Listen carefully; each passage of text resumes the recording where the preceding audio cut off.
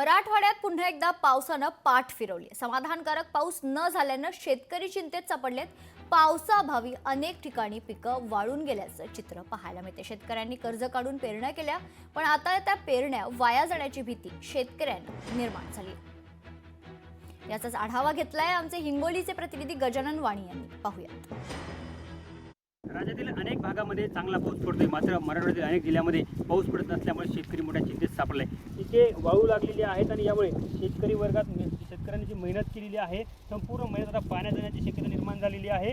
आणि संपूर्ण हिंगोली जिल्ह्यामध्ये ही परिस्थिती अनेक भागामध्ये जायचे पाऊस नसल्यामुळे शेतकऱ्यांना आता पिके जगवायची कशी हा प्रश्न या ठिकाणी उपस्थित झाला। बघू शकता की शेतकरी जे आहे ते आपली पिके जगवण्यासाठी आता स्प्रिंकलरच्या माध्यमातून पिकांना पाणी देत आहेत। 15 दिवस झाले पाऊस उघडलेला आहे आणि 15 दिवस झाले पाणी नसल्यामुळे आमच्या शेतात पिकं वाळून चाललेले आहेत आणि आम्ही पिकं जगवण्यासाठी स्प्रिंकलरच्याद्वारे पाणी देत आहे। आमची आशा आहे की वरुण राजा म्हणजे पावसाने लवकरात लवकर हजेरी लावावे। अनेक जिल्ह्यामध्ये पाऊस नसल्यामुळे शेतकऱ्यांना आता आपली पिके जगवायची कशी हा प्रश्न या ठिकाणी उपस्थित झाला आहे। कॅमेरामन राजेश सोबत गजानन वाणी, लोकशाही मराठी, हिंगोली।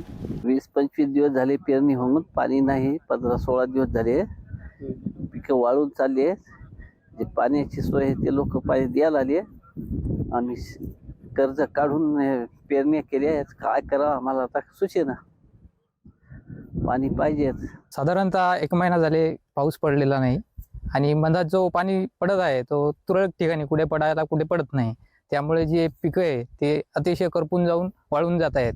त्यामुळे आमचं जे कर्ज काढून आम्ही जे पेरणी केलेली आहे ती अतिशय धोक्यात आलेली आहे आणि अजून जे कर्जाचा डोंगर जे आहे ते डोक्यावर होण्याची शक्यता आहे।